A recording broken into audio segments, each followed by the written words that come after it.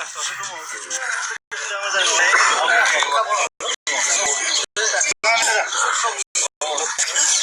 जागायनोसै हा मालाय मोनसे जायगा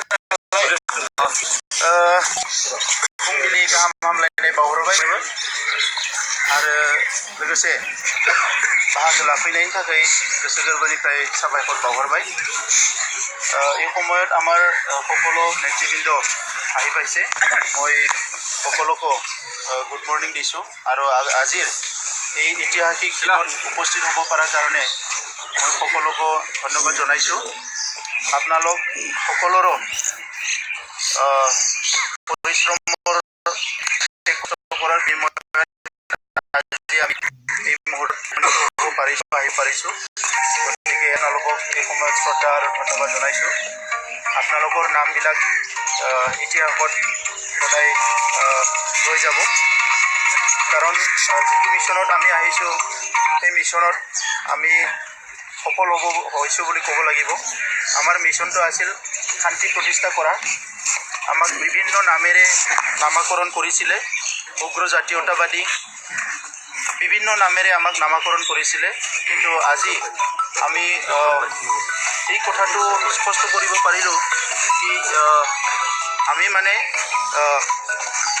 যি শান্তি প্ৰতিষ্ঠা কৰাৰ যিটো উদ্দেশ্য এইটো লৈ যিটো আগবাঢ়ি আহিছোঁ, আজি এইটো সফল হৈছোঁ। बयबो मिथिबाय जे दिनै 3 बाजियाव एकता जागोन आरो दाबो जोङो दावहा नांगासिनो दङ गभर्नमेन्टजों। रायजो राजाफोरनि दावहाया राजा लामायाव, फोथाराव, नेशनेल हाइवेआव, रेल लाइनाव बायदिसिनायाव जाबोबाय। नाथाय दैदेनगिरिफोरनि दावहाया टेबोलाव जायो। दा बे टेबोलावनो जोङो दावहा नांगासिनो दङ। मानोना जि मोनसे सुक्ति जागोन बे बर' हारिनि थाखाय जागोन। बियो एबसु नङा, एनडिएफबिनि नङा, सोरबा आफादनि नङा, बियो बर' हारिनि थाखाय जागोन, बे ओनसोलनि थाखाय जागोन। दा बेखौ लानानै जोंनि गेजेराव गावस्रा गावस्रि हेंथा हेंथि जानायलाय जोङो नांगौ बायदि जेरै हास्थायदोंमोन बेबायदि माखासे मोनथायफोरखौ जों मोनफुंजोबनो हायाखै।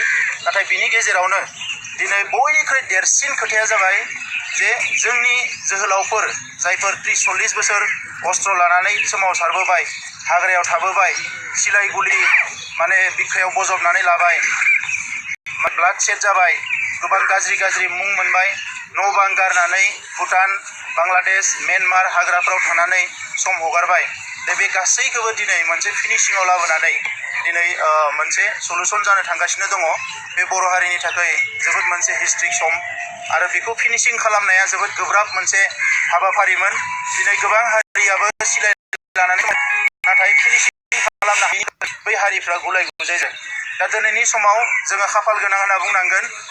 जि मोनसे उम्रुकै थैजासे जेल जानायनि साजा फोसावदोंमोनब्लाबो दिनै बे सुक्तिनि गेजेरजों रन्जन दैमारि बिथांखौबो बेल लाना फैनानै बे सुक्तियाव मोनसे बाहागो खालामनो हादों।